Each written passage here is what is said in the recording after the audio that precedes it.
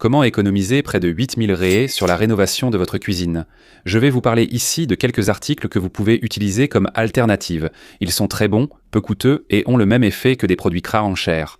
Salut tout le monde, comment allez-vous? Tout va bien? Je suis Ed, l'architecte, et dans cette vidéo, je vais vous montrer concrètement à partir d'un projet réalisé. En réalisant une économie de près de 8000 réais en changeant quelques éléments de décoration, la pose de carrelage en grès cérame, les matériaux, bref, économiser sans perdre le luxe, sans laisser de côté la sophistication. Quel était le premier élément que vous allez changer? Au lieu de mettre la crédence avec la même pierre que votre plan de travail, vous utilisez le carrelage en grès cérame de votre mur, celui que vous avez posé sur le mur de l'évier, n'est-ce pas? Réfléchissez avec moi, regardez. Vous allez poser du carrelage en grès cérame sur le mur de l'évier? Imaginons que votre cuisine se compose d'un évier, d'une cuisinière ou d'une plaque de cuisson par exemple, un plan de travail droit, imaginons-la comme ça. Et alors? Vous avez posé le carrelage en grès cérame sur ce mur, ce qui permet déjà d'économiser, car il n'est pas nécessaire d'en mettre partout. Étant donné qu'en haut vous avez un placard, en bas vous avez un meuble bas, donc vous allez prendre cette bande-là, entre la pierre, votre meuble bas et votre placard. Si vous avez déjà posé du grès cérame, pourquoi faut-il ajouter une crédence? D'accord? Côté pierre, les gens ont beaucoup l'habitude de mettre la crédence après le carrelage en grès cérame. Moi, je ne vois pas cette nécessité. Et encore plus si vous avez un beau carrelage en grès cérame, n'est-ce pas? Un carrelage qui attire l'attention et que vous voulez mettre en valeur. Donc le premier point ici, c'est qu'il n'est pas nécessaire d'utiliser la crédence, étant donné que vous avez déjà le carrelage en grès cérame posé sur le mur de votre évier. Une tour de prise encastrée, n'est-ce pas? Ou même une ligne, un profil de prise dans le meuble suspendu de votre cuisine, il n'est pas nécessaire de remplir votre cuisine de prises, d'accord? On en met beaucoup ici, car on n'a jamais trop de prises. Non, ça ne marche pas ainsi. Il y a les points de prise fixe, la prise du réfrigérateur, du four, du micro-ondes, du filtre, et ça, ce sont des prises fixes. Ce que je veux que tu comprennes, ce sont ces prises d'usage général du quotidien. Pour le mixeur, un batteur, tu vois. Ce genre de prise, tu n'as pas besoin d'en mettre partout sur ton mur, parce que c'est pour un usage général, tu vois. Utilisation occasionnelle. Ce n'est pas tous les jours que tu vas brancher cet appareil. Mets des portes en bois au lieu de mettre du verre, d'accord? Dans tes placards de cuisine, d'abord, c'est moins cher, d'accord? Tu seras déjà d'accord avec moi ici que mettre une porte en bois au lieu de verre sur les placards de ta cuisine, c'est déjà moins cher. Ensuite, c'est beaucoup plus fonctionnel, d'accord? Réfléchis avec moi aussi, d'accord? Ce sont des exemples que je te donne ici qui vont te permettre d'économiser. Et en même temps, tu vas vraiment reconnaître que ces conseils ont du sens que je te donne. Le verre, le miroir en général, dans la cuisine, ont tendance à attirer la saleté plus facilement, plus rapidement, n'est-ce pas? Ça donne l'impression que tu as nettoyé aujourd'hui et que demain, quand tu cuisines à nouveau, les petites taches de saleté commencent déjà à apparaître. Donc, quand tu choisis de mettre une porte en bois, n'est-ce pas? Sur ton armoire d'abord, je trouve que c'est plus joli, c'est plus fonctionnel et c'est moins cher. Sachant que le miroir, selon le type de miroir que tu vas installer, peut coûter jusqu'à 2 fois plus cher que la finition en bois elle-même. D'accord? Donc c'est un autre élément ici, également fonctionnel, décoratif et pas cher. Un robinet plus épuré, avec un design plus sophistiqué, au lieu de mettre ce robinet gourmet qu'on voit dans toutes les cuisines partout. Vous qui me suivez ici depuis longtemps, vous savez que je suis en faveur du robinet de cuisine.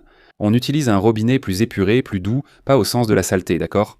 Épuré visuellement, épuré quand on regarde, on voit un robinet plus lisse au lieu de voir cet arc plein d'anneaux, plein de trucs encombrants. Concernant le robinet gourmet, ce n'est pas que ce soit mauvais. Si tu aimes le robinet gourmet, il n'y a aucun problème, tu peux l'utiliser. Mon avis, c'est que si tu vas décorer ta cuisine, si tu la rénoves, mets un robinet plus simple, plus épuré, c'est moins cher qu'un robinet gourmet. D'accord? Il suffit de comparer les prix, d'ailleurs, voilà ce que je vais faire. Certains de ces articles ici, comme les robinets par exemple, et quelques autres qu'on va voir ici. Je vais laisser le lien de certains d'entre eux dans la description de cette vidéo pour vous.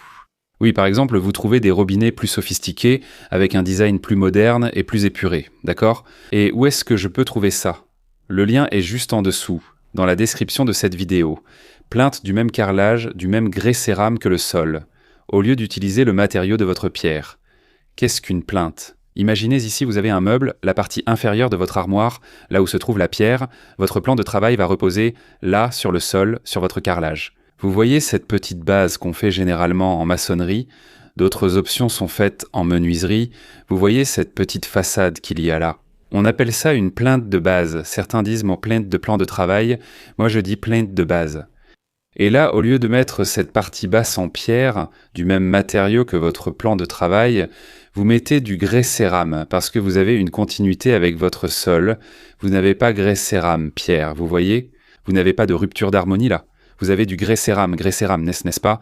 C'est la même chose que... Allez, réfléchissez avec moi. C'est une plainte, imaginons comme ça. Ce serait la plainte, d'accord? C'est juste pour faciliter notre compréhension ici. Donc cette plainte, vous l'utilisez avec le même matériau que votre sol, du grès cérame. Vous allez économiser, parce qu'une pièce de votre sol que vous allez découper servira à faire la plainte. Ça va vous coûter beaucoup moins cher que si le marbrier vous facturait ce mètre, n'est-ce pas? En plus, la pierre que vous avez choisie pour mettre en bas, non seulement ça sera joli, mais en plus ce sera moins cher. Le revêtement uniquement sur le mur de l'évier, là où se trouve votre évier, là où se trouve votre cuisinière. Regardez, voici un autre conseil aussi qui est très sympa, qu'on utilise dans les projets actuels, d'accord? Et là, tu vas être d'accord avec moi. Regarde, est-ce qu'il est vraiment nécessaire de mettre du revêtement sur tous les murs de ta cuisine? À mon avis, il n'y a pas besoin. Seulement sur le mur où se trouve ton évier, où se trouve ta cuisinière. Sur ces murs-là, c'est essentiel d'utiliser un revêtement, du grès cérame, un revêtement sympa que tu vas mettre là, d'accord? Il n'est pas nécessaire d'en mettre sur tous tes murs. Donc ça va te faire économiser et beaucoup. Tu vas économiser beaucoup d'argent, d'accord? Parce qu'imagine, tu achètes du grès cérame, tu achètes le matériel, tu paies toi la main-d'œuvre pour recouvrir toute ta cuisine, alors que tu pourrais utiliser une bonne peinture, solide, résistante, lavable, pour peindre, non? De laisser les autres murs de ta cuisine lisses et de mettre le revêtement uniquement sur le mur de l'évier. Ce conseil aussi va rendre ta cuisine très sympa, ça donne une impression de légèreté, de tranquillité, de douceur, de délicatesse dans ta cuisine. Tu verras, ça va te faire économiser. Enfin, je voulais te laisser ce dernier point. Pour la hotte, faut-il l'installer immédiatement dès que tu rénoves ta cuisine? Fais attention, j'ai laissé cet élément ici pour la fin parce que je veux ouvrir la discussion avec toi. Regarde surtout quand tu habites dans une maison bien ventilée avant d'installer, avant d'acheter. Pour ta hotte prévois la sortie électrique au plafond. Fais déjà l'installation du conduit si c'est une hotte aspirante qui va envoyer cet air. Elle va aspirer cette vapeur et la rejeter à l'extérieur de ta maison. Prévois le point, prépare tout, mais n'achète pas encore ta hotte. Tu sais pourquoi? Je vais t'expliquer. Il y a certains projets que j'ai réalisés ici où mes clients n'ont pas choisi d'installer la hotte. Comment ça? Ils n'ont donc pas installé la hotte? Ça dépend de ton usage et de ton quotidien, d'accord? Si tu n'as pas l'habitude d'utiliser ta cuisine constamment, de beaucoup cuisiner, de toujours préparer des aliments là-bas, pourquoi installer une hotte? Encore plus si tu as une bonne circulation d'air dans ta cuisine, si c'est une grande cuisine avec de belles fenêtres pour avoir une bonne circulation d'air, n'est-ce pas? Encore plus si la plaque de cuisson est à induction par exemple, n'est-ce pas?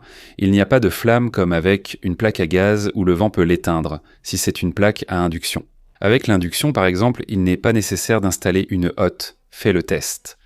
Je ne te dis pas de ne pas installer ou d'installer, je te dis de faire ce qui suit. Prévois le raccordement, laisse le conduit installé, tout bien fait, et commence à utiliser la cuisine. Ah, vraiment, il va en falloir un. Ça devient vraiment mauvais ici, j'ai besoin d'utiliser la hotte. Alors tu vas acheter la hotte et tu l'installes après un certain temps, après que tu te sois soulagé, n'est-ce pas? La question financière.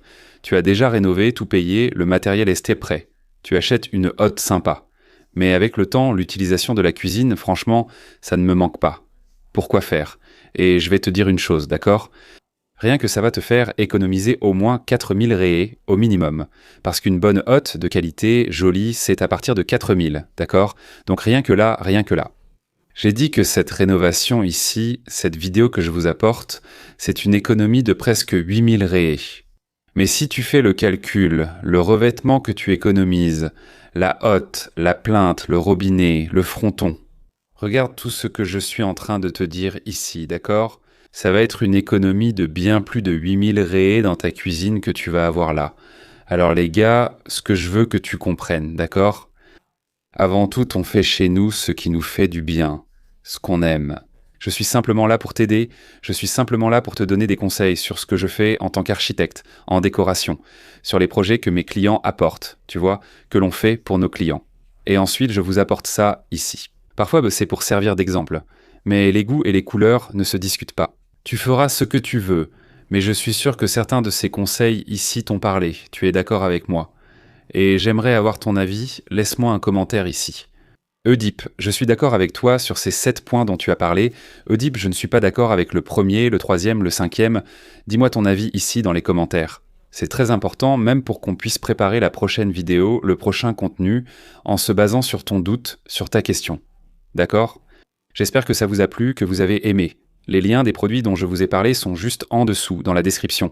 Abonnez-vous à notre chaîne si ce n'est pas encore fait. D'accord ? Aimez la vidéo et commentez. À bientôt.